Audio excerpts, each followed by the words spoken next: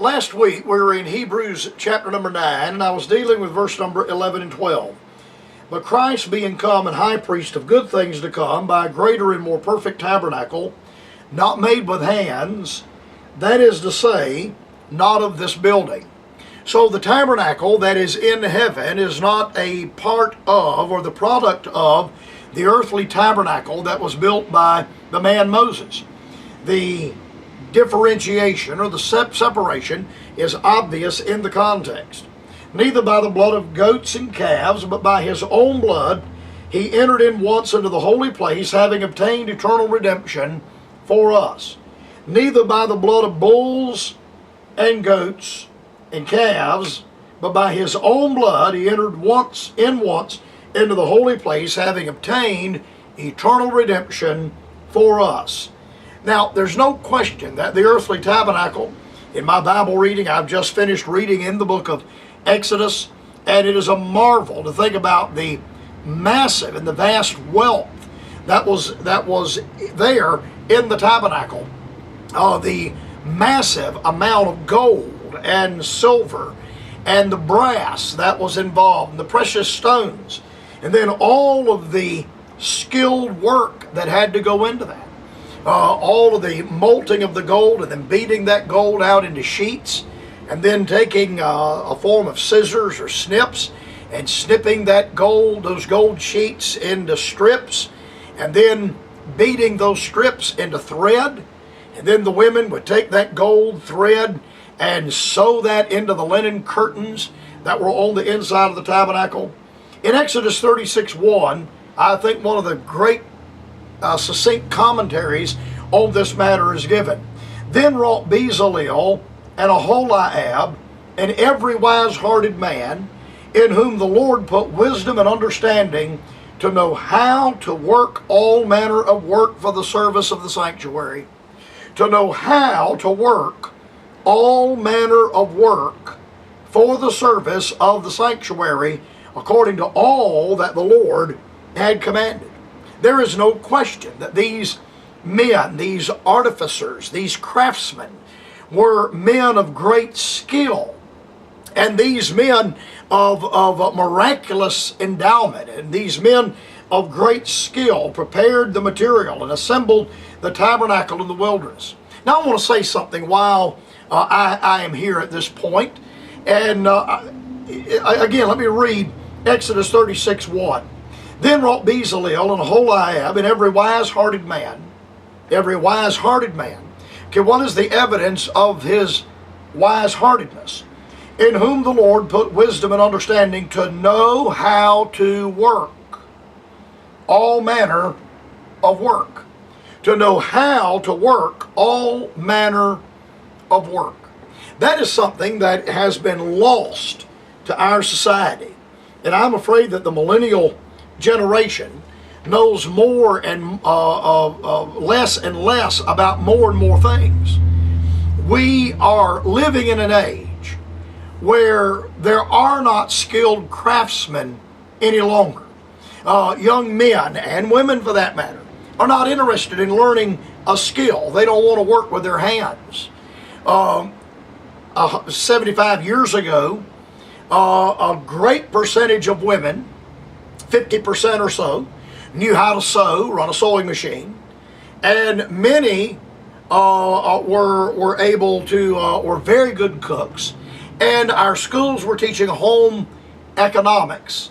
The whole principle, I read, again in the Politically Incorrect Guide series, they have a book, The Politically Incorrect Guide to Women, and I read that book about 12 years ago, 14 years ago, and the writer of the book, a woman, quoted from a home economics textbook that was standard curriculum in the 1940s and 1950s.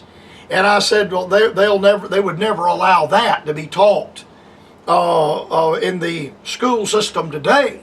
And then, of course, the writer made the same comment.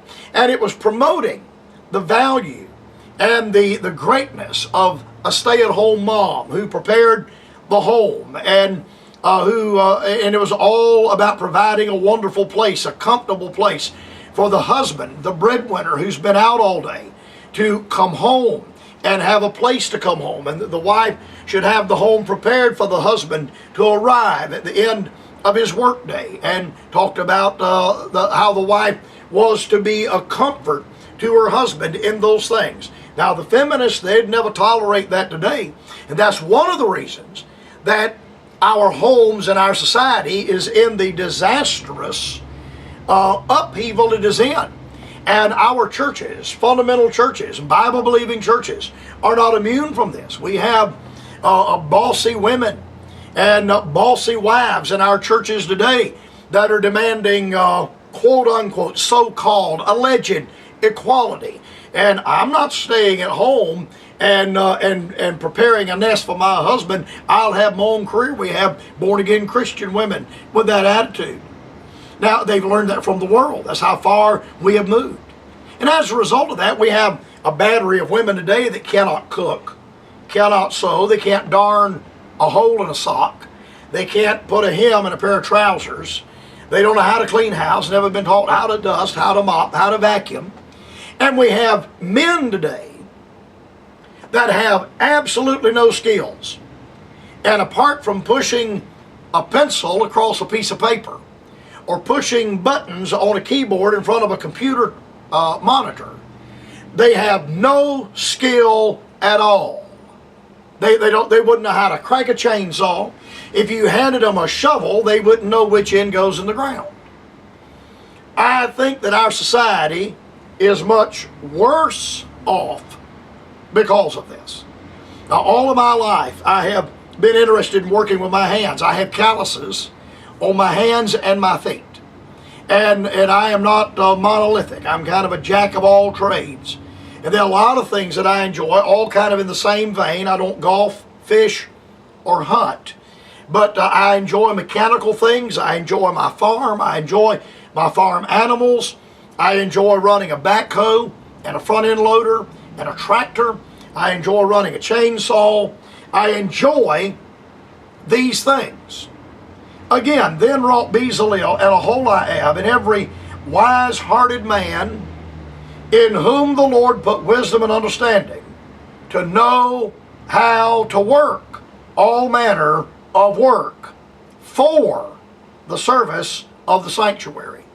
We have the idea that everybody today, all of the young men are to go off to college, and they're all to have white-collar jobs, and they're to be in middle management, and to be paper pushers, and what are you going to do when you walk over the light switch and you flip it and nothing happens? While we have people today that don't know enough about simple maintenance to unscrew a burned out light bulb and screw a new one in. Someone's going to have to fix the plumbing in your house and the wiring in your house, and be able to change a breaker, a circuit breaker, and unscrew a fuse for the few houses that still have fuses in them. Somebody is going to have to be able to crawl under your car and change the oil and raise the hood and put a set of plugs in it. We have a society today that are not wise-hearted men. And the reason they are not wise-hearted men is because they do not have wisdom and understanding to know how to work all manner of work. If my life consisted of a 9-to-5 office job and then going home and vegetating on the sofa from 6 o'clock until I went to bed, staring at sitcoms on the television, I would lose my mind. No wonder some of our people in society are dumb as a post. If that's what their life consists of, there is no depth or breadth of their life at all. And I say on the authority of Exodus 36:1 that they are not wise-hearted because they do not know how to work all manner of work for the service of the sanctuary according to all that the Lord had commanded. Every one, men and women, under the sound of my voice, ought to have some skill, something you can do with your hands, something you know how to do. Repair, build, modify, make better. Everyone ought to have some kind of skill that you can employ and use Because again, Bezalel and Aholiab, who were over the construction, the fabrication of the tabernacle. These men, of course, they had men that worked under them. Bezalel and Aholiab were wise-hearted, in whom the Lord put wisdom and understanding. One of the reasons we have such stupid, ridiculous, incomprehensible theories and legislation coming out of city councils, county councils, state houses, state senates, and then don't even get started on the federal bureaucracy, is because the vast majority of the people serving in those offices, the only calluses they have are on their bottom. Their hands, the palms of their hands are as smooth as the back of my neck. And they have no practical comprehension or understanding of anything except how to push a pencil across a piece of paper. And some of them are not able to do that. They have to bang it out on a computer keyboard because they're not able to write in cursive handwriting.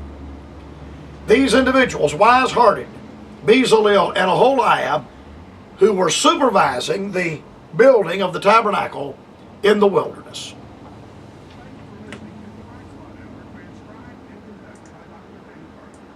View the website at thebrightspothour.com. You may write the Bright Spot Hour at Post Office